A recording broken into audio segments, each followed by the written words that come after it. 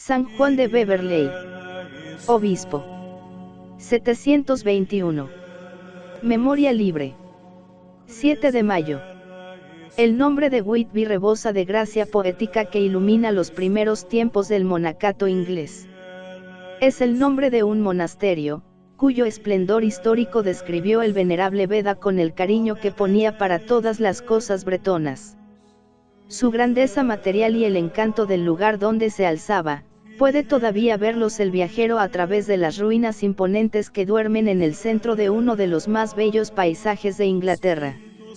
Desde su elevada meseta verdeante, en cuyos flancos vienen a estrellarse las olas del Mar del Norte, Whitby parecía una fortaleza de refugio para los que atravesaban los mares de las grandes aguas y el océano de la vida. Todo allí era imponente y majestuoso, la grandeza de los edificios, el mugir de las olas, los horizontes lejanos de la mar verdosa y el color oscuro de los picos gigantes que se esconden en las nubes. La reina, la señora del Peñón, era una mujer extraordinaria, hija de los reyes de Northumbria, llamada Hilda, Santa Hilda. Sacada de las tinieblas del paganismo por la predicación de los monjes romanos enviados por San Gregorio Magno, no solo creyó en Cristo, sino que quiso entregarse por completo a él, y allí, en aquella altura, levantó un monasterio donde vivían 500 vírgenes, otro monasterio habitado por 100 monjes, un faro para guiar a los navegantes que pasaban cerca de aquellos abruptos peñascos, y otro faro espiritual, una escuela, para todos los que tenían sed de sabiduría. En las grandes fiestas, en los aniversarios festivos del año cristiano, Hilda organizaba espléndidos banquetes, que ella sabía convertir en funciones religiosas. Al fin de la reunión, según la vieja costumbre anglosajona, los comensales debían celebrar, uno tras otro, en cantos sencillos, en versos improvisados, en himnos sagrados y antífonas litúrgicas, las alegrías de la festividad. En estos campeonatos brillaba siempre el ingenio de un joven anglo, llamado Juan, que desde las escuelas de Cantorbery había venido a vivir a la sombra de la gran abadesa. Hilda le admitió complacida y dio el hábito benedictino. Juan era un adolescente, dulce de carácter, de alma candorosa y de virtud acrisolada. Además, traía grandes tesoros de saber eclesiástico y profano. En Cantorbery había sido discípulo del hombre más sabio de Inglaterra, del arzobispo Teodoro, que, además de su lengua nativa, el griego, conocía perfectamente el hebreo y el latín. En Whitby siguió estudiando con ardor, y pronto se convirtió en uno de los más ilustres maestros de aquella ciudad monástica. Allí conoció al santo, al venerable Sedmón, el hombre que mejor sabía interpretar en lengua sajona los sublimes misterios de la religión cristiana. Con él empezaron a cantar las lenguas modernas, y no habrá seguramente literatura alguna que nos ofrezca en sus primeros balbuceos un sabor a idilio tan delicioso como el que nos ofrece la inglesa en este monje poeta. Sedmón era un simple boyero, un vasallo de la abadesa. Estaba ya en la edad madura, sin que nadie le hubiese enseñado a cantar. Sin embargo, no había ningún eco en la naturaleza que no hiciese vibrar intensamente las fibras de su alma. Pero no sabía expresar sus sentires, y era para él un tormento no poder mezclar su voz con las de los otros, cuando le invitaban a los convites de la abadía.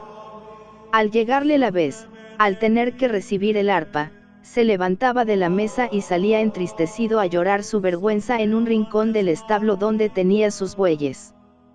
Y sucedió que un día, mientras lloraba agobiado por la tristeza, oyó una voz que le decía: Sedmón, canta.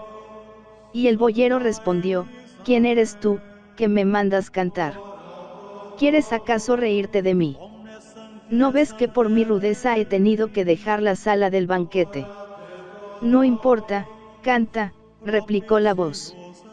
¿Y qué voy a cantar? Canta el principio de las cosas y la creación del mundo.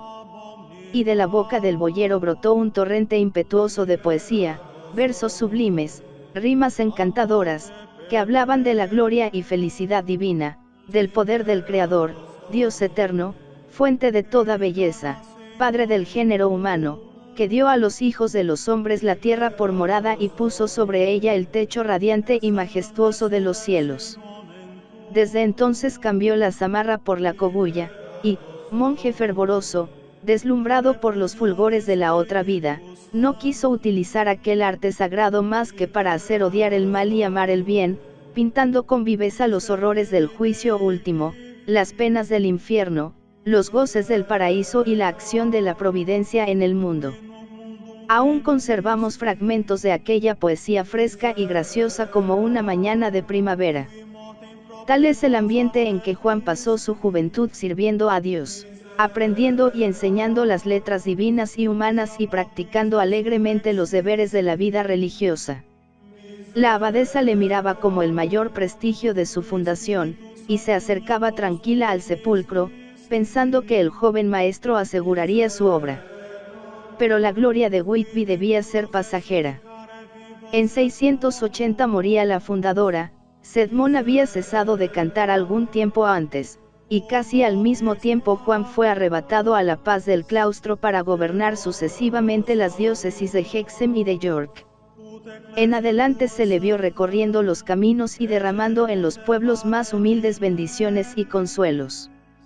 El venerable Beda, que recibió las órdenes de su mano, nos le representa buscando a los enfermos para devolverles la salud, albergando a los peregrinos en su casa episcopal, aliviando a los necesitados con sus limosnas y con la bondad de su palabra, siempre dulce y puro, siempre animado de una solicitud paternal para todos los que sufrían.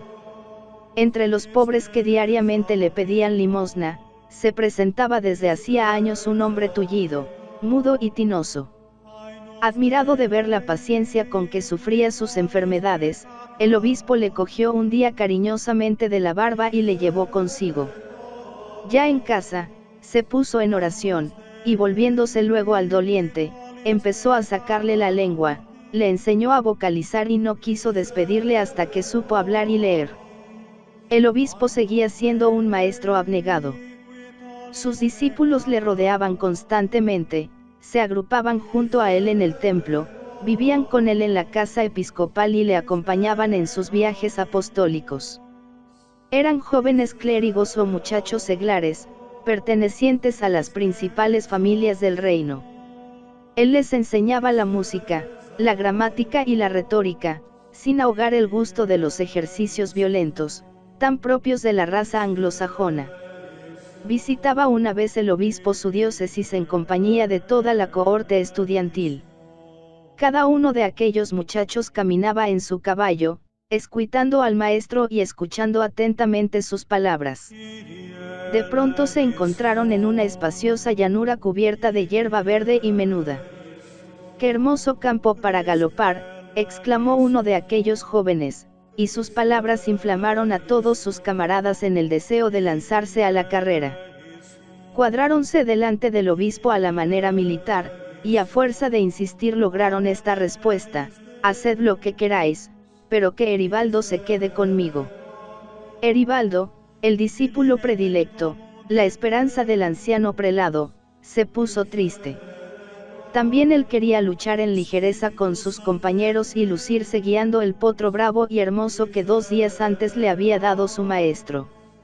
Y de pronto echó a correr, como arrastrado por la vivacidad del animal, pero con tan mala suerte, que el caballo tropezó, y él vino a dar contra una roca, sin sentido y medio muerto. Rodeáronle sus compañeros, consternados, tendieron un pabellón en aquel mismo sitio, y allí pasaron la noche en torno a su compañero. El obispo no podía separarse de la cabecera. Rezaba, se lamentaba y hacía la mano del herido, temiendo que la muerte se le arrebatase. Por fin, al amanecer, Eribaldo abrió los ojos, y el piadoso doctor, dice el relato de Beda, no pudiendo contener la alegría, preguntó: ¿me conoces? Sí, respondió él, eres el obispo Juan, mi señor muy amado. Así transcurrió aquella vida sencilla y noble, enseñando, consolando y derramando alegría. 3 años antes de morir, Juan dejó el episcopado y se fue a esperar la llamada de Dios en el monasterio de Beverley, donde, a semejanza de Hilda, había organizado un refugio, una escuela y un centro de apostolado. Al rumor de las escuelas, al trote de los caballos, a la conversación con los hombres, suceden ahora los coloquios con los ángeles, el silencio de las esencias místicas, el ansioso galopar de la mente por los espacios infinitos de la luz y del amor.